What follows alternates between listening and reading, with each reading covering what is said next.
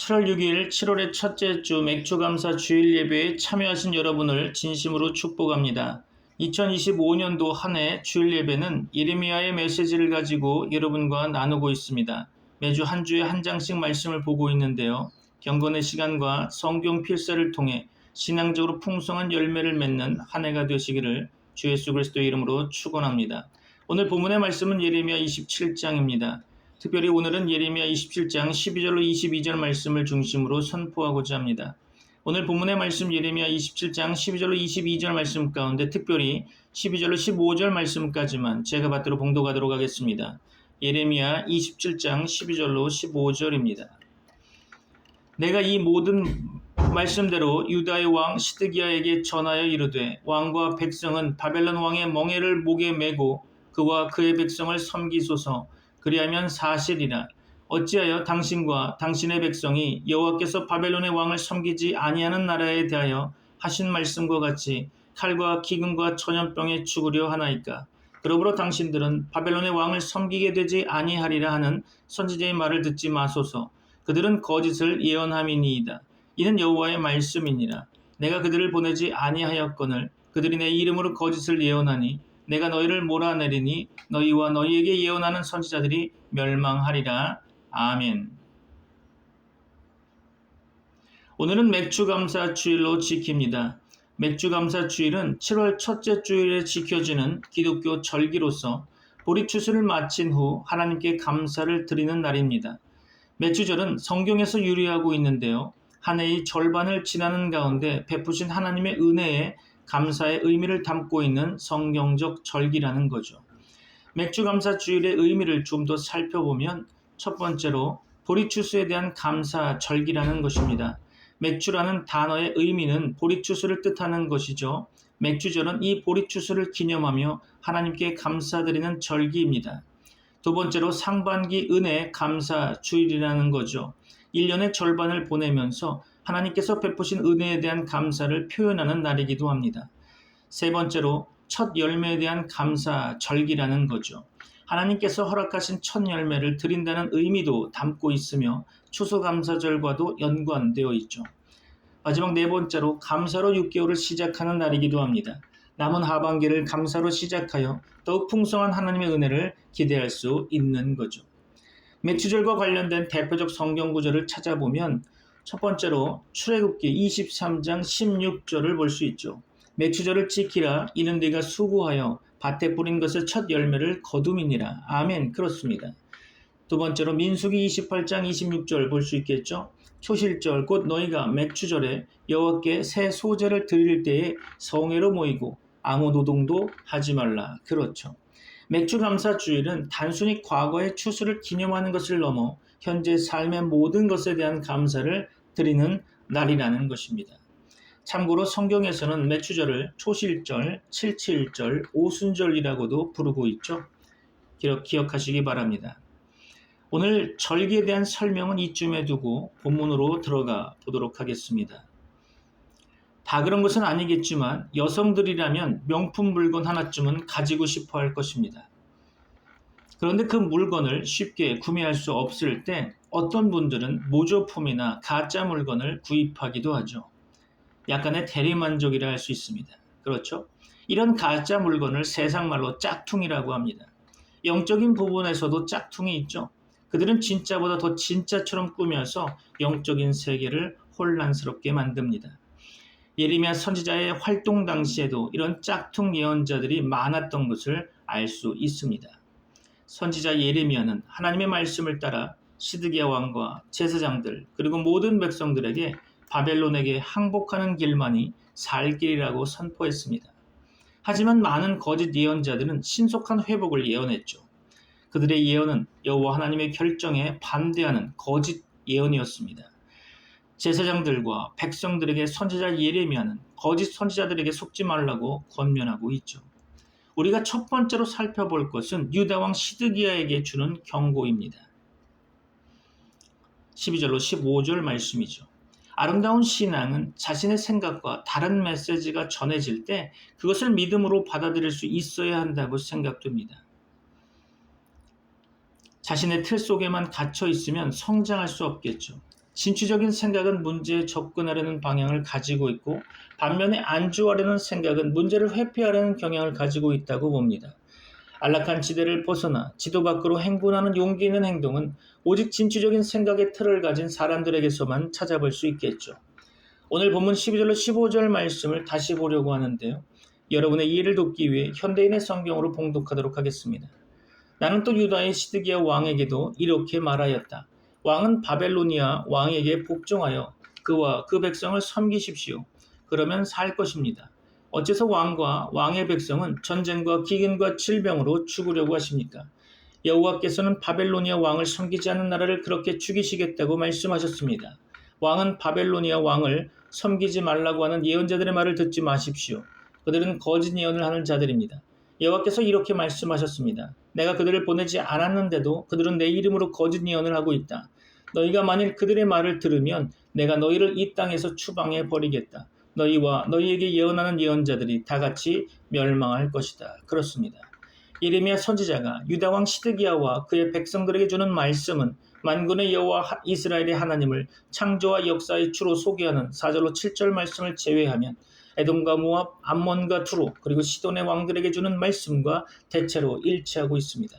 8절로 11절에 사용된 단어와 표현뿐만 아니라 때로는 문장까지도 거의 그대로 12절로 15절 말씀에 다시 등장하게 됨을 볼 수 있죠. 차이가 있다면 12절로 15절의 오늘 본문 말씀은 예언자들에 대한 고발이 더 심화되고 있다는 거죠.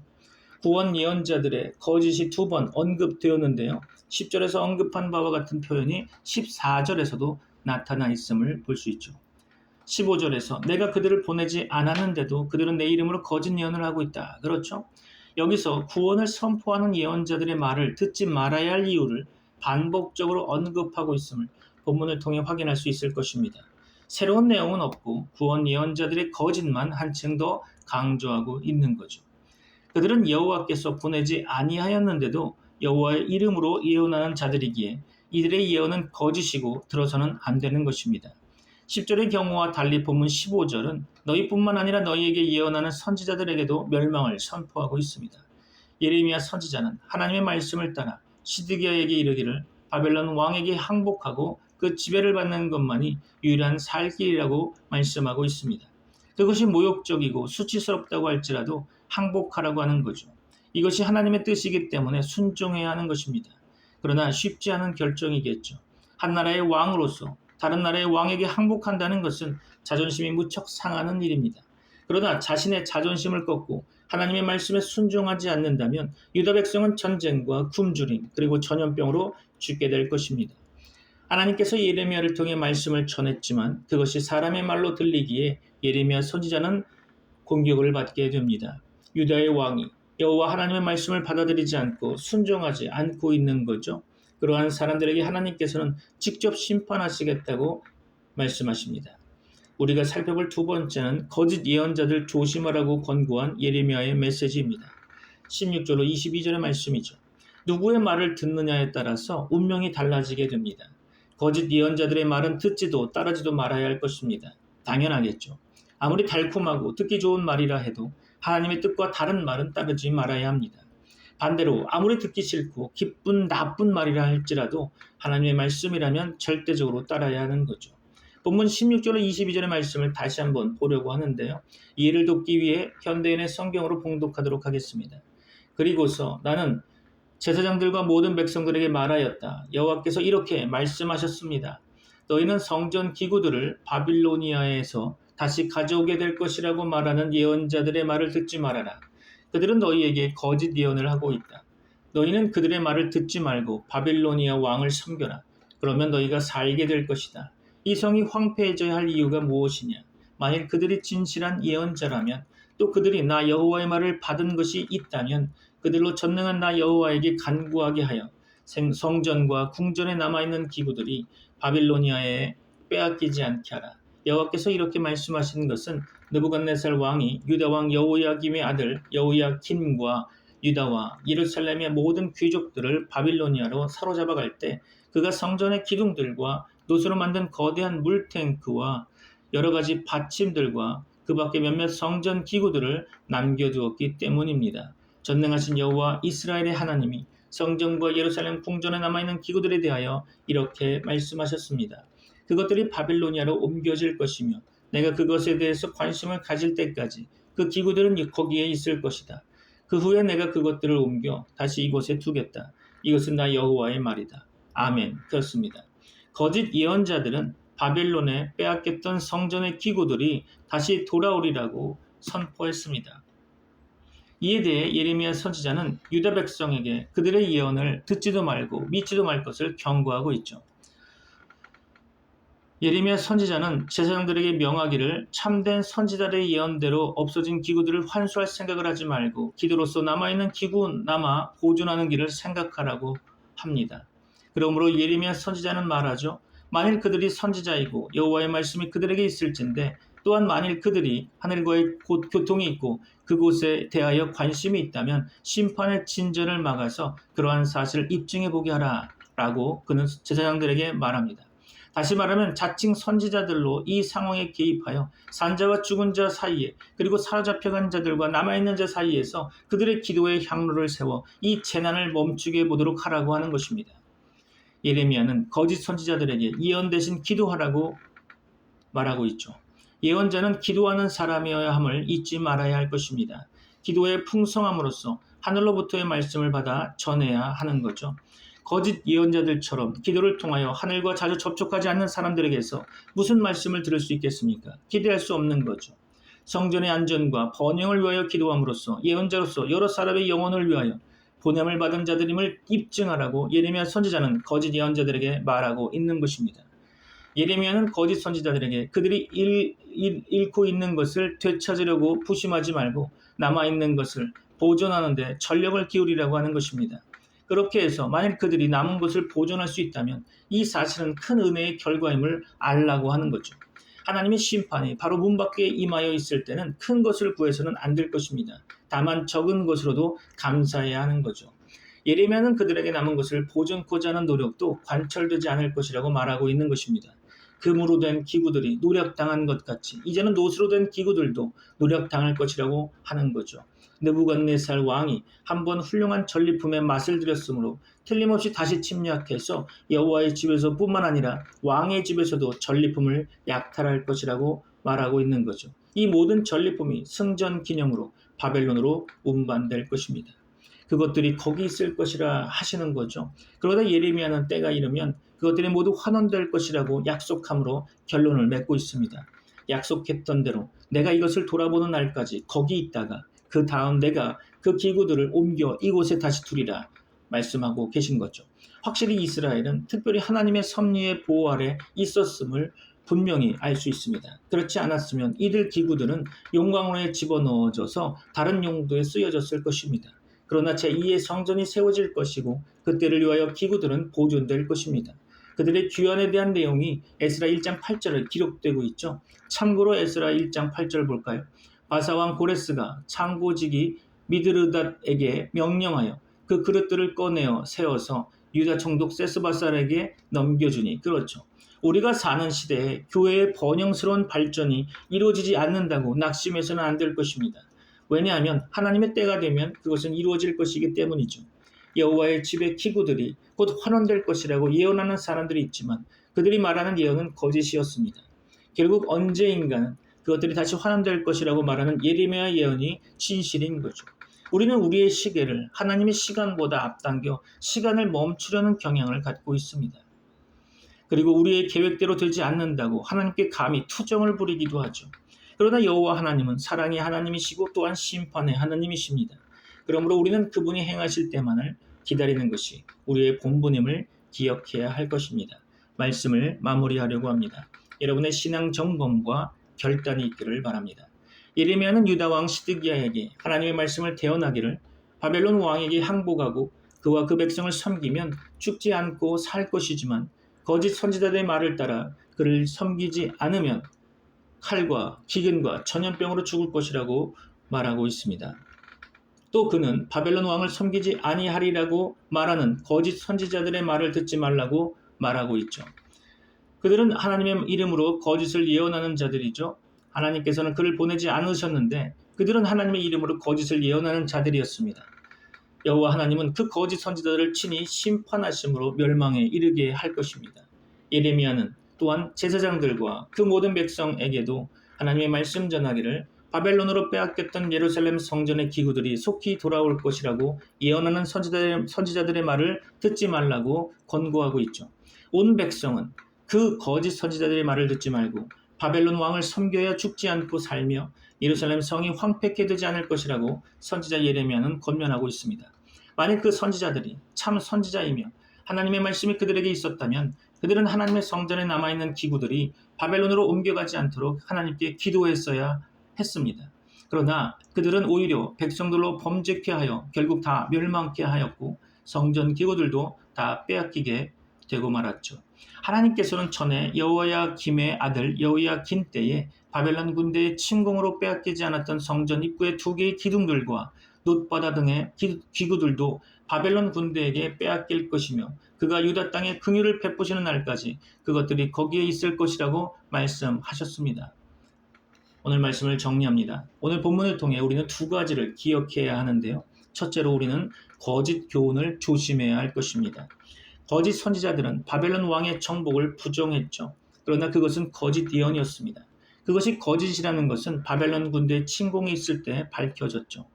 오늘날에도 참교훈과 거짓 교훈이 있습니다. 오늘날 참교훈과 거짓 교훈은 오직 성경 말씀으로 분별됨을 기억하시기 바랍니다. 이러한 사설들이 많이 나타난 오늘날 우리는 더욱더 성경 말씀으로 거짓 교훈을 분별하고 배격해야 할 것입니다. 둘째로 우리는 하나님의 긍휼로 말미암은 회복을 기다려야 할 것입니다. 22절 말씀 가운데 그 후에 내가 그것을 옮겨 이곳에 다시 두리라. 그렇죠? 하나님께서는 택하신 자들을 구원하시고 회복시키시며 그들에게 복된 천국을 주실 것입니다. 여러분을 축복합니다. 기도하겠습니다. 지금은 우리 주 예수 그리스도의 은혜와 하나님의 사랑과 성령님의 교통하심이 트리니티 미라클 교회 모든 권속들과 세계 교회 위에 이제부터 영원까지 함께 있을지어다. 아멘.